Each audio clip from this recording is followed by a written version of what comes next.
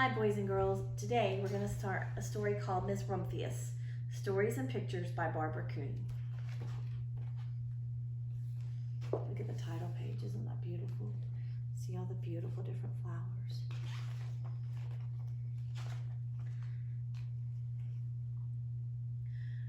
The lupine lady lives in a small house overlooking the sea. In between the rocks and around her house grow blue and purple and rose-colored flowers. The lupine lady is little and old, but she has not always been that way. I know, she is my great aunt, and she told me so. Once upon a time, she was a little girl named Alice, who lived in a city by the sea. From the front stoop, she could see the wharves and the bristling masts of tall ships. Many years ago, her grandfather had come to America on a large sailing ship. So this must have been many, many years ago, if there were sailing ships, right? Because now our ships have engines and stuff.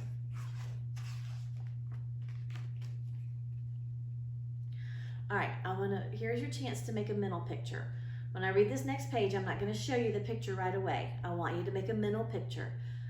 All right, to do this, you have to use your mind. You have to make the picture in your mind. Pay attention to the details that the author gives us. This will help you understand what you are reading better.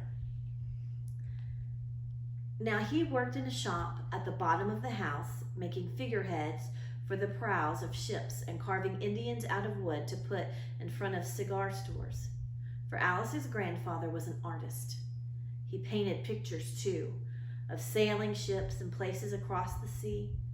When he was very busy, Alice helped him put in the skies. Okay, and look. So see, here it is in his basement. And he's carving and she's painting. They're creating stuff all together, right?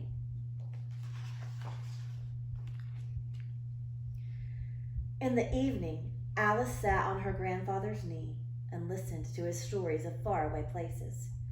When he had finished, Alice would say, "When I grow up, I too will go to faraway places, and when I grow old, I too will live beside the sea." "That is all very well, little Alice," said her grandfather. "But there is a third thing you must do." "What is that?" asked Alice.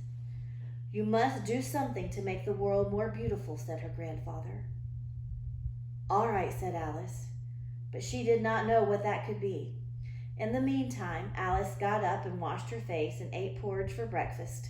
She went to school and came home and did her homework, and pretty soon she was grown up. So I wonder why grandfather didn't exactly tell her exactly what to do. He just told her she had to do something to make the world a more beautiful place. Then my great Aunt Alice set out to do the 3 things she had told her grandfather she was going to do. She left home and went to live in another city far from the sea and the salt air. There she worked in a library, dusting books and keeping them from getting mixed up, and helping people find the ones they wanted. Some of the books told her about faraway places. People called her Miss Rumphius now. So she wanted to do these 3 things in her life. How many has she done so far? Well, let's look back. Okay. Remember, she said,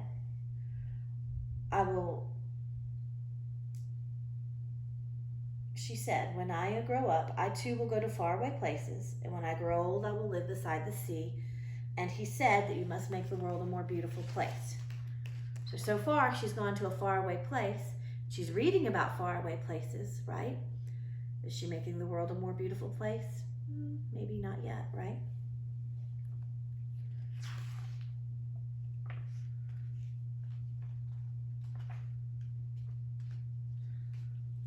Sometimes she went to the conservatory in the middle of the park. When she stepped inside on a wintry day, the warm, moist air wrapped itself around her, and the sweet smell of jasmine filled her nose. "This is almost like a tropical isle," said Miss Rumphius, "but not quite. A conservatory is a building with glass walls to let the sun in, and you can grow plants even in the winter." Which one of these 3 things does the conservatory remind her of? I think it could actually, I think it's of going to faraway places if it reminds her of a tropical island, right? So Miss Rumphius went to a real tropical island where people kept cockatoos and monkeys for pets. She walked on long beaches picking up beautiful shells. One day she met the Babaraje, king of a fishing village. You must be tired, he said. Come into my house and rest. So Miss Rumphius went in and met the Baparaji's wife. The Baparaji himself fetched a green coconut and cut a slice off the top so that Mrs. Rumphius could drink the coconut water inside. Before she left, the Baparaji gave her a beautiful mother-of-pearl shell on which he had painted a bird of paradise and the words, "You will always remain in my heart." "You will always remain in mine too," said Miss Rumphius. So this is definitely checking off the going to faraway places, right? My great aunt, Miss Alice Rumphius, climbed tall mountains where the snow never melted. She went through jungles and across deserts. She saw lions playing and kangaroos jumping, and everywhere she made friends she would never forget.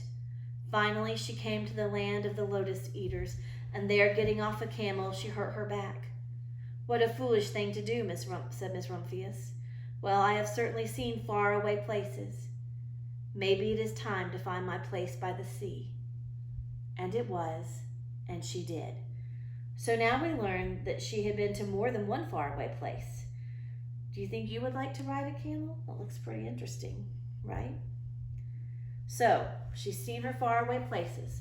She has yet to make the world a more beautiful place, and she still hasn't found her house by the sea, right? So we'll read tomorrow to find out if she finishes all three things.